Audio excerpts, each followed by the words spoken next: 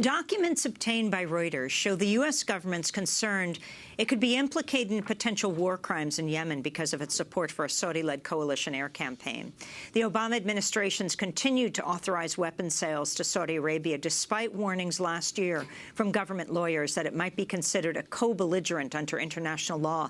This comes as a Saudi airstrike on a funeral home in the capital, Sana'a, on Saturday, killed at least 140 mourners and wounded more than 500 others. Survivors spoke of back-to-back bombings during a funeral service for the father of an official with the rebel Houthi government, which controls Sana'a.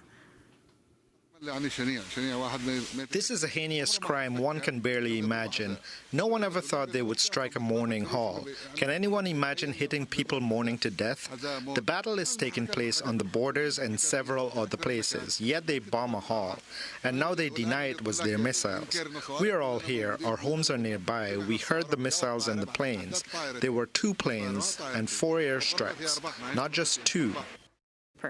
Thousands of Yemenis gathered at the United Nations building in Sana'a on Sunday, calling for an international investigation into the assault. The attack was carried out with warplanes and munitions sold to the Saudi-led coalition by the United States. The U.S. Air Force continues to provide mid-air refueling to Saudi warplanes. Meanwhile, the U.S. military has said one of its missile destroyers was targeted Sunday in a failed missile attack from Houthi-controlled territory in Yemen. Saudi Arabia and the United States accuse Iran of supplying weapons to the Houthis. According to the UN, more than 4,000 civilians have been killed and over 7,000 injured since the Saudi-led coalition bombing began last year. Airstrikes have reportedly caused about 60% of the deaths. The latest attack came as the UN warned the civil war is leading to famine in Yemen, where some 1.5 million children are currently malnourished and 28 million people are short of food.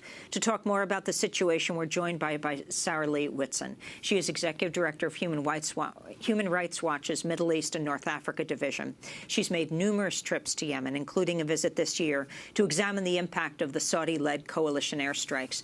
This latest attack on a funeral, can you explain what you understand happened, Sarah Lee? Well, what we know so far is that the funeral was actually publicly announced on Friday, so that it's clear that the coalition knew that there was a funeral planned at this site, which is used for weddings, funerals, parties, and so forth.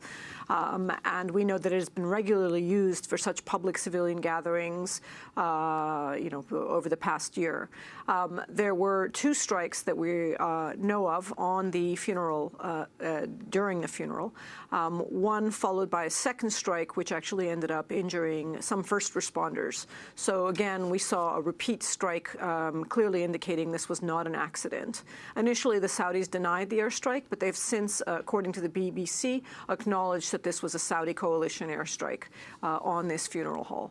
What we do know as well is that there were at least a dozen senior Houthi and GPC officials, including military officials from the Houthi armed group, who were killed in the strike. But we also know that there were hundreds and hundreds and hundreds of civilians there, including children who we know were among the dead. You are calling this a war crime? We are saying it is a likely war crime, the extent to which it was foreseeable and knowable that this would result in a mass killing of civilians. You talked to eyewitnesses to the attack. We have talked to 8 eyewitnesses, and we're continuing to talk to more people who are documenting who was at the funeral, what happened, how the attacks took place, what the results were to the first responders who were hit in the second strike. Reuters has obtained these official documents showing government officials are concerned U.S. could be implicated in potential war crimes in Yemen because of its support for the Saudi-led airstrikes. They have a good reason to fear because they are implicated in the unlawful strikes that are being carried out by the Saudi coalition. And that's not just because the U.S. is the primary arms seller to Saudi Arabia and the Saudi coalition member states, but also because it's actively participating in the conflict by providing targeting assistance to the Saudis and critical refueling support for Saudi planes, without which it's very clear these strikes could not be taking place.